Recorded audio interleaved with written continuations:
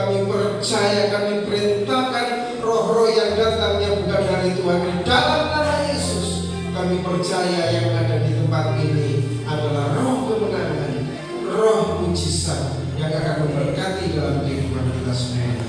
Yang siap mendengarkan firman Tuhan katakan amin. Salam. Silakan duduk Bapak Ibu. Salam. Bapak Ibu yang dikasih Tuhan, tadi sebelum ibadah saya sama Bapak Gembala dijamu, yang dijamu pahit, tapi dijamu kenyil-kenyil. Saya ngomong sama istri saya, waduh ini ngantuk perasaan ini ya. Tapi puji Tuhan Bapak Ibu, mulai masuk saya merasakan ada anugerah Tuhan yang luar biasa. Dan saya percaya bahwa kemerdekaan yang sesungguhnya, hanya terdapat hanya di dalam Tuhan Yesus Kristus. Bapak Ibu yang dikasih Tuhan, besok pagi kita akan merayakan 17 Agustus. Terima kasih Pak. Tuhan berkati. Nah, kalau sudah perhatikan 81 tahun bangsa kita merdeka. Kalau kita mau jujurin, tidak semua itu mengalami satu kemerdekaan, gitu. Tidak semua. Tetapi ada satu hal, kita sebagai anak-anak Tuhan, kita tidak akan memikirkan 81 atau 80 atau 90 tahun. Ya. Tapi barang siapa yang percaya kepada Tuhan, kemerdekaan yang sesungguhnya itu sudah pasti terjadi. Amin ya. Amin. Kita akan membuka satu kebenaran firman Tuhan di dalam ayat ini yang sering kita baca ya saudara. Di dalam Yeremia pasal 29 ayat yang ke-11. Perhatikan ini saudara. Di dalam Yeremia pasal yang ke-29 ayat yang ke-11. Tentunya Bapak Ibu ada yang hafal ya ayat ini. Paling tidak sudah banyak yang tahu. Kita akan lihat ayat ini. Dikatakan demikian. Yeremia pasal yang ke-29 ayat yang ke-11. Sebab aku ini mengetahui rancangan-rancangan apa yang ada padaku mengenai kamu. Katakan seperti itu. Balik itu demikianlah firman Tuhan, yaitu rancangan damai sejahtera dan bukan rancangan kecelakaan. Untuk apa? Untuk memberikan kepadamu hari depan yang penuh harapan. Ada amin? Bapak Ibu dikasih Tuhan, ayat ini sebetulnya janji Tuhan, ya, janji Tuhan adalah kemerdekaan yang sesungguhnya sebetulnya. Coba kita renungkan, kita baca pelan-pelan ya. Sebab dikatakan demikian. Sebab aku ini mengetahui rancangan-rancangan apa yang ada pada kita tadi. Jadi Tuhan itu sudah punya planning. Tuhan itu sudah punya rencana buat setiap kehidupan kita masing-masing. Jadi kita tidak bisa hidup di luar rancangan Tuhan, itu tidak bisa. Kita adalah orang yang sudah jadi begini. Tuhan ciptakan kita, ya, Tuhan ciptakan kita itu sudah ada di dalam plannya Tuhan. Soalnya saya tidak nyangka sih. Kalau saya balik flashback ke belakang ya, saya punya teman Bapak Gembala saudara mulai sekolah di PGA, ada orang Banyuwangi. Siapa yang akan terpikirkan bakalan bertempat tinggal di Terbosari? Gitu saudara. Saya orang Setiarjo. Nah sekarang saya melayani di salah satu desa. Awalnya kita bertempat tinggal di Malang dan saya melayani sampai sekarang saya tinggal di Malang, tapi melayani di desa. Saya nggak berpikir sama sekali untuk menjadi seorang hamba Tuhan, nggak mikir gitu. Pikir saya kalau cuma jadi guru gitu aja. Tapi kita nggak tahu rancangan Tuhan itu yang terjadi justru luar biasa gitu. Makanya saudara kita kalau sudah lihat ini ya saudara, hidup kita ini sudah diatur itu sama Tuhan. Betul. Hidup kita ini sudah diatur. Saya yang nggak nyangka, saya juga ketemu istri saya di rumah, padahal ceritanya begini. Pada saat saya sekolah PGA, istri saya ini sebenarnya sudah datang ke PGA dengan yang namanya Pak Pendeta Edivos ya. Dia nyanyi bareng-bareng gitu di sekolahan itu ceritanya seperti itu. Dan saya nggak tahu itu gitu loh saudara. Dan saya nggak tahu kalau jodoh saya itu ada di antara mereka, saya juga nggak tahu. Tapi beberapa tahun kemudian kita cerita aku pernah untuk PGA dan kita tidak tahu seperti itu. Tapi yang saya tahu saat ini, yang kita tahu bahwa hidupmu sudah diatur itu oleh Tuhan. Jadi saudara nggak bisa, aku kok jadi orang tua saat ini, nggak bisa. Aku kok jadi orang sikap jadi, nggak bisa seperti itu. Aku kok melayani di desa, nggak bisa seperti itu. Saya selalu mengatakan kepada jemaat saya gini, engkau boleh orang desa, tapi jangan desanya. Karena Tuhannya orang kota dan orang desa itu sama. Amin. Dan saya mengatakan kepada jemaat, Tuhan itu tidak pernah memberkati tempat. Tuhan itu memberkati orang. Kalau orangnya diberkati, dimanapun kita diberkati. Amin, enggak ingat? Karena apa? Hidup kita ini sudah diatur. Hidup kita ini sudah diatur. Jadi kalau suatu saat nama saya kok susah kok kamu nanti dari PGA melambah ke Malang ke Tumpang, dulu dari sini nanti ke pelayan di sana, kita mau keluar jalur itu tidak akan pernah bisa. Itu loh Bapak Ibu. Makanya sebetulnya kalau kita membaca ayat ini dan kita menemukan ayat ini, kita adalah sebetulnya menjadi orang-orang yang merdeka sesungguhnya. Karena apa cuma tinggal gini yang Tuhan apa jari sampai Tuhan memang itu aja. Yang penting aku nurut saja. Nah, disitu dikatakan yaitu rancangan damai sejahtera dan bukan rancangan kecelakaan untuk memberikan kepadamu apa? Hari depan yang penuh harapan. Coba saudara, saat ini banyak orang-orang yang mengatakan ada kata-kata perdesu. Tahu ya, masa depan sunnah. Tapi anak-anak Tuhan begitu diperhatikan. Saya termasuk anggota PGA ini Bapak Ibu, termasuk juga sama dengan PGI itu. Suatu saat saya ditelepon sama ketua saya, Pak bisa menyadari ini, itu bisa. Nanti anak-anak diajar semuanya. Anak saya sudah bekerja semua. Lu kerja di mana? Anak saya melamar keterima di Bali, tapi kerjanya di rumah. Enak ya Pak, kerjanya di rumah. Ya tapi hari ini dari pagi ke Bali. Yang kedua ini dan lain sebagainya. Dia bilang begini Pak, yang penting kita melayani. Ternyata baru saya merasakan orang yang melayani Tuhan dengan sungguh-sungguh, orang yang mau mengikuti jalannya Tuhan dengan sungguh-sungguh, anak cucu orang benar diberkati. Anak cucu orang benar diberkati. Nah kalau kepingin anak cucumu diberkati, engkau harus jadi orang benar dulu. Amin. Jadi orang tua saat ini engkau harus hidup benar di hadapan Tuhan supaya apa? Anak cucumu diberkati oleh Tuhan.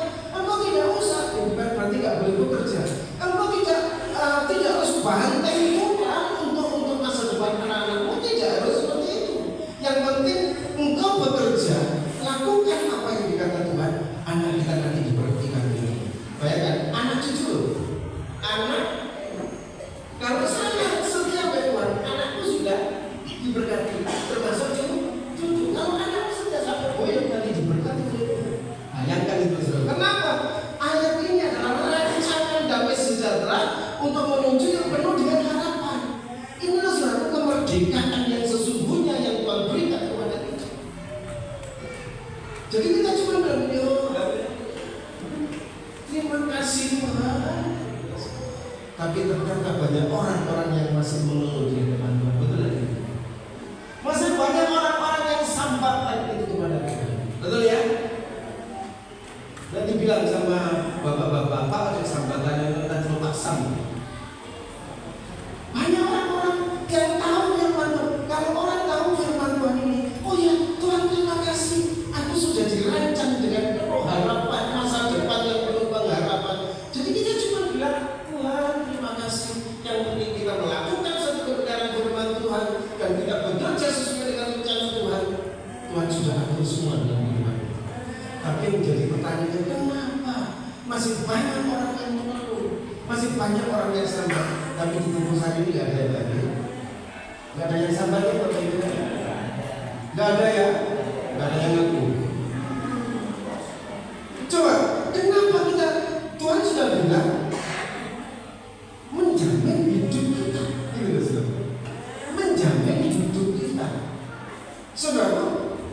Kalau kita berbicara tadi saya katakan Tuhan tidak pernah memberkati tempatnya atau memberkati orangnya. Saya sengaja mengajari jemaat itu.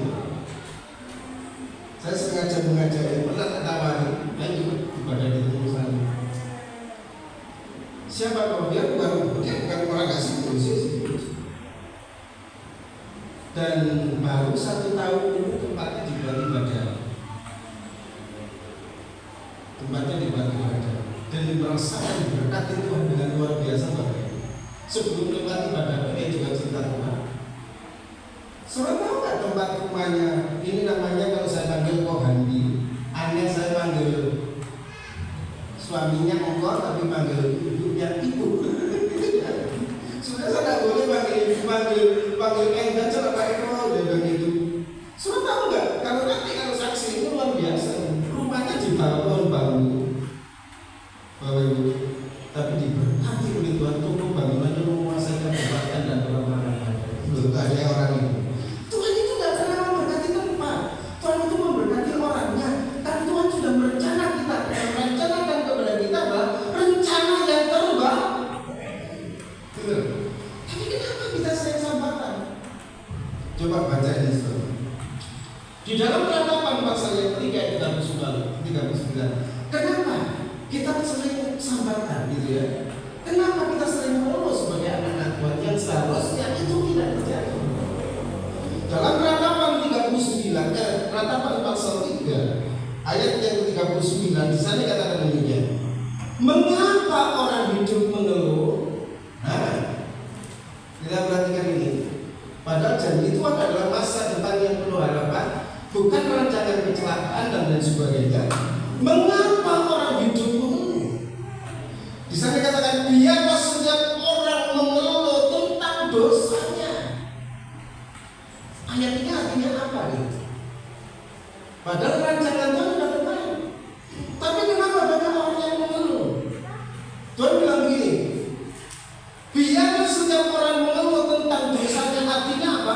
Masih banyak orang yang mengaku percaya kepada Tuhan tapi masih belum bertobat. Betul tak ini? Banyak orang mengaku percaya kepada Tuhan tapi hidupnya bukan hidupmu ya, kalau hidupmu nanti sampai ya.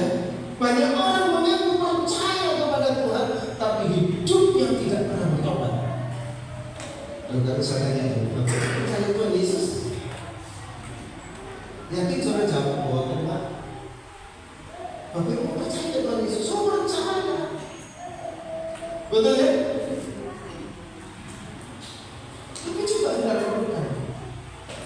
Sudahkah kita menjadi orang-orang yang betul percaya dan betul-betul bertobat di hadapan Tuhan? Itu pertanyaannya. Padahal rancangan Tuhan adalah rancangan damai sejahtera, rancangan yang penuh dengan harapan. Tapi kenapa kita masih banyak mengeluh? Karena banyak orang Kristen mengatakan percaya kepada Tuhan, tapi hidupnya masih belum bertobat.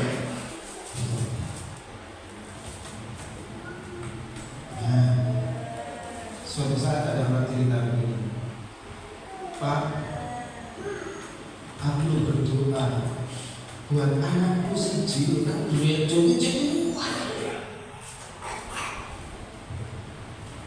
setelah dibaptis itu langsung bilang, kita berdoa, kita selalu berdoa supaya satu anak ini dalam satu keluarga ini cuma satu anak yang mualas sampai sekarang masih belum. Kita berdoa, kenapa Tuhan belum jawab? Ternyata suatu saat orang bilang begini, Pak, kalau saya ngomong, anakku berpikir balik, nggak mau berdoa. Awalnya dia ngomong enggak, tapi kacau juga. Dia tidak berdoa, tapi minta pertolongan kepada orang pintar. Dan inilah yang dikatakan percaya Yesus, tapi belum berdoa. Saya waktu dia cerita begitu langsung, ini ternyata yang membuat dia pernah kembali. Lu sangat kau tahu, anak ini terjadi. Kalau sampai menurut sampai itu, jangan pernah bapak itu. Bapak itu masih. Coba kita perhatikan. Banyak orang yang mengaku percaya kepada Tuhan, tapi hidupnya masih berperang. Banyak yang akan selalu mengeluh, banyak yang akan selalu sakit.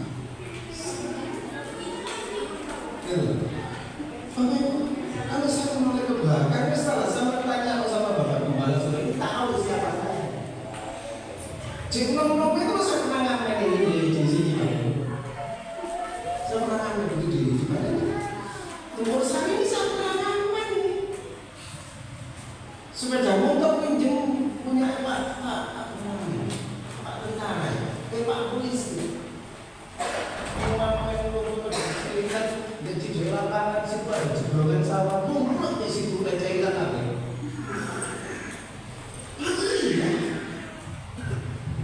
Makanya kalau saya hidup ya saya tidak mewah lah, tapi kita bisa hidup seperti ini. Syukuri Tuhan Yesus baik bagi kita. Tuhan Yesus baik. Tuhan tidak berjalan dengan tidak baik. Di sini katakan bahwa masa depan yang penuh dengan harapan. Saya kalau ketemu dia mesti diceritain awak muncul yo aku ketemu kamu ya gak iso ya nyanyi yo gitu loh Bapak. Miskin nyala preteng. Di mana 17 Agustus saya boleh lagi makan apa? Miskin tambah gosok betul. Coba berarti. Ya saya sama marah enggak ya karena itu wujudnya. Tapi Ibu Gembala siapa kayak ketemu saya itu gitu.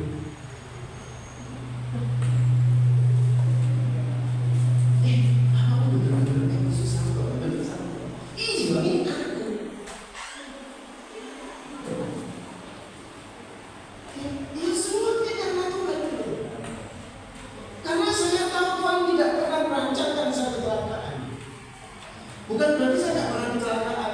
Dulu saya kalau nyetir mobil, kalau speedonya nggak nonton, saya nggak pas lagi. Dulu di Tumpang itu ada bis Tumpang. Kalau Bapak Gembala itu Surabaya, di tol itu menyentuh 100 loh. Ada jemaat Tumpang dulu kalau ikut saya itu Kepoyo ini saksinya masih ada Edi namanya Pak Edi, suaminya Edi itu. Dia sering ikut Kepoyo loh. Nah, saya pernah kecelakaan, tapi karena Tuhan sayang saya tidak sampai tergeletak. Itu loh rancangan Tuhan. Saya pernah dari sekolah Tawamangu loh, saya nyetir mobil. Tahu-tahunya di depan itu ada jalan yang licin, hati-hati jalan licin. Karena kaget tak rem data tambah malih mobilnya tambah malih, menyerbikan semua. Yang luar biasa ini kaca depan itu langsung buka gitu. Saya bisa keluar dari situ. Coba kalau tidak di belakang itu ada mesin cuci, saya bisa ketinggian. Tuhan tidak pernah merancangkan kecelakaan sehingga itu. Karena rancangan Tuhan itu baik buat kita. Makanya saudara kita harus menjadi anak-anak Tuhan yang betul-betul percaya dan bertobat. Ini loh momen kemerdekaan. Saudara bisa merayakan kemerdekaan bangsa Indonesia dan tidak semuanya bisa saudara terima. Betul tidak kira-kira? Saudara bisa pakai kemerdekaan tadi ada kemerdekaan dan saudara padahal ini tidak menjamin kita 100% merdeka, tapi yang menjamin adalah Yesus Kristus. Yang kedua, saudaraku, kenapa banyak orang yang sambat dan mengeluh? Ayat yang 40 coba perhatikan ini. Ratapan 3 ayat 40. Marilah kita menyelidiki dan memeriksa hidup kita. Perhatikan ini. Marilah kita menyelidiki dan memeriksa hidup siapa? Hidup kita dan berpaling kepada Tuhan. Kata berpaling. Kenapa orang masih sambat terus? Kenapa orang yang masih mengeluh? Karena saudara, tidak semua orang mau berpaling sepenuhnya kepada Tuhan. Tuhan merintahkan apa? Selidiki hidupmu, ya, selidiki dan periksa hidupmu. Tapi banyak orang tidak menyelidiki hidup kita, tapi menyelidiki hidup orang lain. Gitu. Banyak orang yang menyedihkan hidup orang lain. Maksudnya ini bagaimana?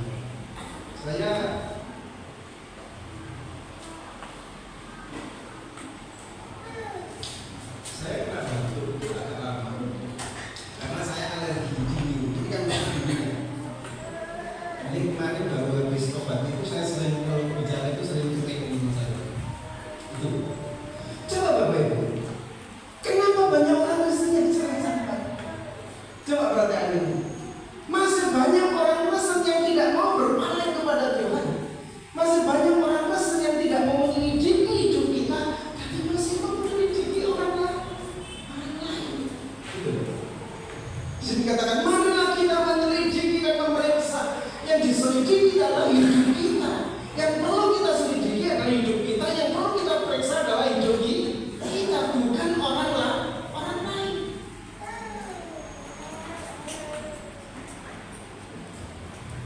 Saya punya desa, namanya desa punya Maadila ini dan mojokannya bahasa Eva.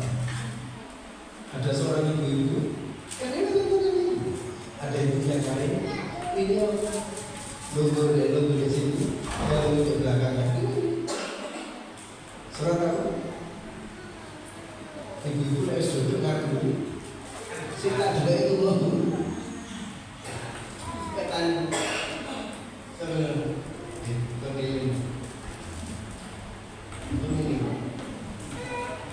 tapi di sini ada yang ada di situ masih belum beda. Betul ya Bapak Ibu ya. Coba kita lihat. Kenapa banyak yang sama? Kenapa banyak orang yang mengeluhkan tanpa yang kita selidiki adalah orang lain, bukan diri kita sendiri. Dan banyak orang yang tidak berpaling kepada Tuhan.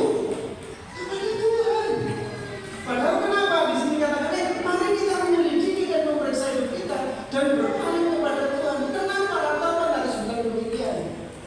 Karena Israel hidup yang tidak berpaling kepada Tuhan, tidak berpaling kepada Tuhan, tidak berpaling, tidak mengandalkan Tuhan.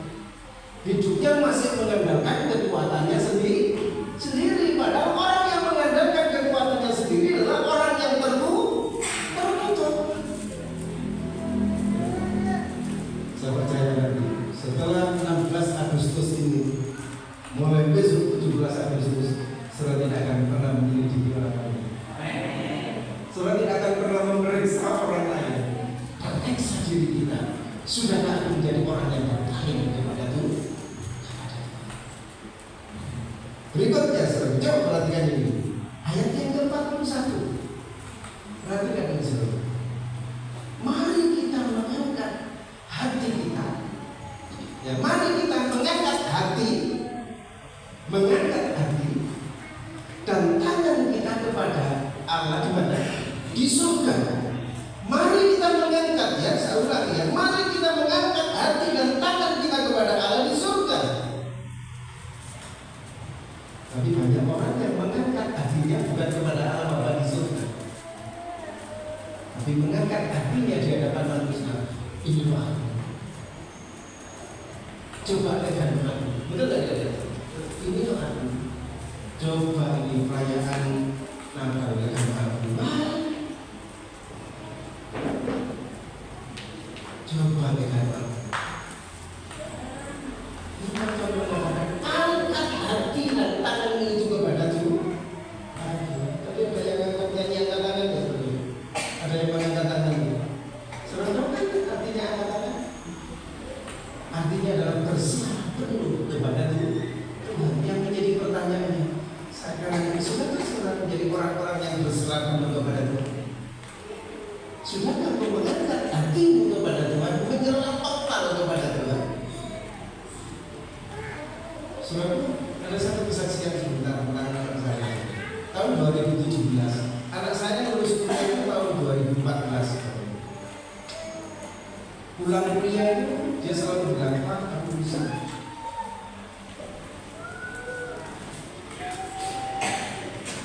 Biasanya kalau di rumah tuh singgung dia lapar. Istri bilang, terus makan udah.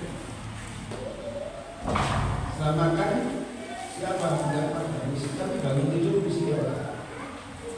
Setelah masih kuliah berjalan, ya lulus kuliah atau berubah dia bekerja. Setelah bekerja bapak ibu justru setelah sakit tahu-tahu saya ditelepon, ada telepon itu malam-malam juga. Telepon nulis ada dia. Itu biasa penipu karena saya sering menipu. Sudah ternyata ada berita sama saya kerja. Nah, akan ceritanya saya, tapi saya ingin sampaikan ada perkara Tuhan yang dasar.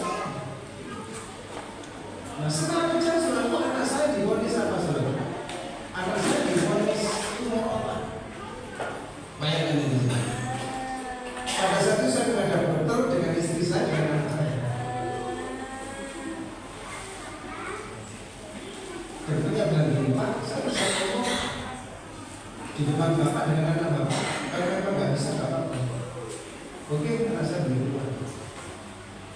Anak bapak kena tumor otak. Bapak itu saudara, saya duduk langsung tulis. Sejak itu selama 5 hari badan saya turun 5 kilo. Masuk rumah sakit, anak saya bilang, Pak, aku sakit apa? Saya nggak sadar apa. Dari yang dulu. Selalu dia tanya, Pak, aku ini sakit apa? Akhirnya saya ngomong begini, di kepalamu ada benjolan yang harus dioperasi. Saya nggak ngomong tumor otak. Saya nggak ngomong tumor otak. Saya cuma ngomong ada benjolan di kepalamu yang harus dioperasi. Dengan perubahan Tuhan, cari dokter terbaik di Surabaya. Dokter sangat terbaik di Surabaya, kita temui. Dites. Enggak, kok ini bukan tumor otak. Kalau tumor otak tidak ada kekuatan. Saya tidak tahu apakah memang daripada deteksi dokter malam ini belajar atau memang iman saya yang kuat. Saya mengatakan cuma ada benjolan. Dokter Surabaya bilang ini harus dioperasi, lamanya 8 jam. Nanti nggak sadar selama 2 minggu. Kalau ketemu harus tidak 100% sembuh. Kalau nggak ketemu jadi bagian berbayar. Nggak nangis itu saudara. Tapi saya tahu.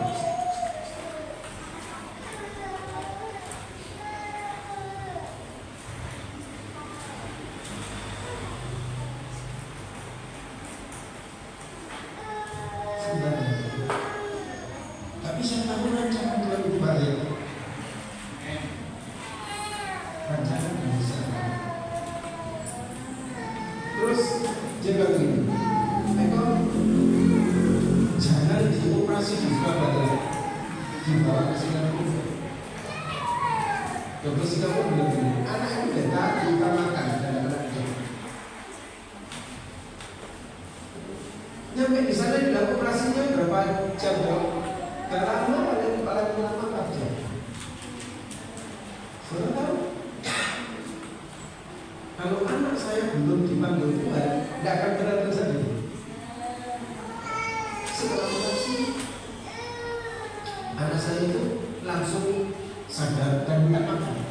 Ini tanda-tanda positif yang luar biasa. Waduh, terima kasih Tuhan. Anak saya setelah operasi langsung tidak makan, itu tanda baik. Ada seorang namanya Arif, dia bilang, oh, Debbie luar biasa. Dan yang luar biasa seperti itu. Terus lagi itu, karena sudah ada berita yang baik, saya pulang. Tidak pulang ke Malang, pulang di rumah kaki saya di sana. Pagi-pagi saya doa. Setelah pagi-pagi doa itu, saya kan tertidur gini kayak turu-turu ayam itu. Ternyata nggak saya bilang, Papa.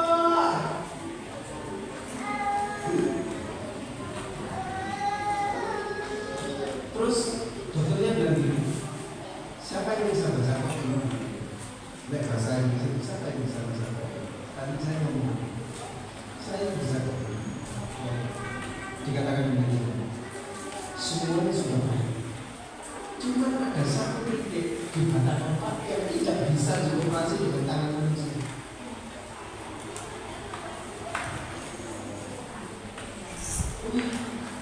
Saya melihat itu sudah padat, kayak cakar gitu ya. Dan setiap cakar ini ada sinar yang harus lurus. Titik penyakit yang ada di batang otak dan itu tidak boleh basi. Dengan kemurahan Tuhan, singkat cerita, anak saya sembuh 100%.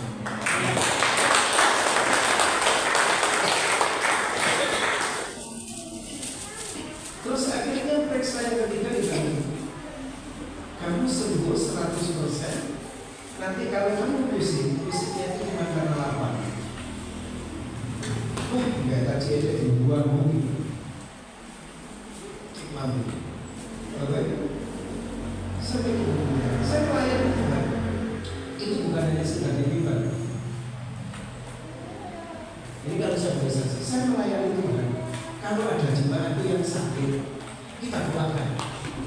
Tapi kita juga percaya dokter juga bisa. Yang dia punya kartu BPJS dan bisa ngurus kita yang bawa ke rumah sakit. Dan itu bukan terjadi 1-2 orang. Yang anaknya kerja di Bali, yang orang tuanya sakit, kita bawa ke rumah sakit. Kita doakan, kita bawa ke rumah sakit. Ya itu banyak jemaat yang kita doakan. Ternyata apa yang kita takut itu yang kita jual. Itu yang kita takut dan itu yang kita. Makanya ayat ini penting sekali, Bro. Di ayat yang berapa tadi? 81. Mari kita mengangkat hati dan tangan kita kepada Allah. Cuma bersandar sepenuhnya kepada Tuhan.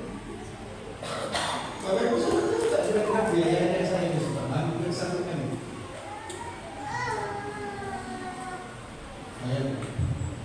Apa yang nggak mungkin bagi manusia itu seperti mungkin, dan saya tidak keluar apa-apa sampai sekarang. Tuhan itu baik. Tuhan sangat baik. Pak John berharap ya Tuhan 100% disembuhkan. Makanya kasih Tuhan, yang penting kita mengangkat hati dan mengangkat tangan kita berserta sepenuhnya kepada Tuhan. Sebelumnya kuasa dan mujizat, karena saya tahu rancangan Tuhan itu rancangan baik, rancangan damai sejahtera. Memang prosesnya sih Bapak Ibu nggak enak, gitu loh. Memang prosesnya nggak enak.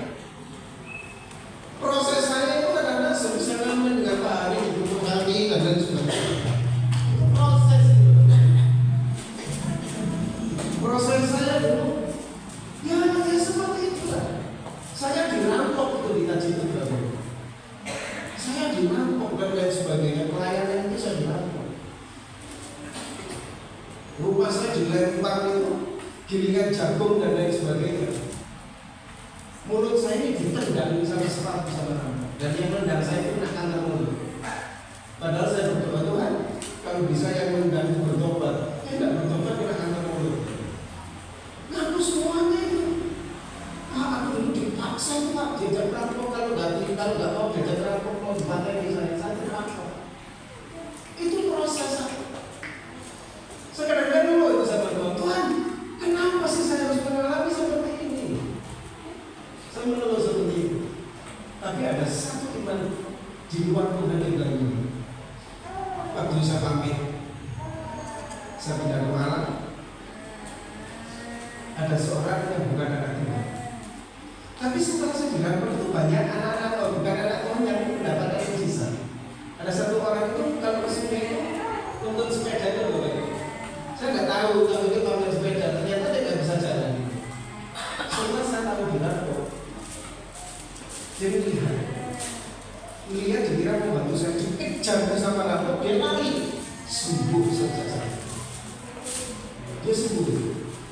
Terus yang saya saksikan pada saat tempat di Malang itu bilang ini, Bu, mama biasa punya mama. Seorang ibu diingatkan dan buatan nomor Pak Eko, mampir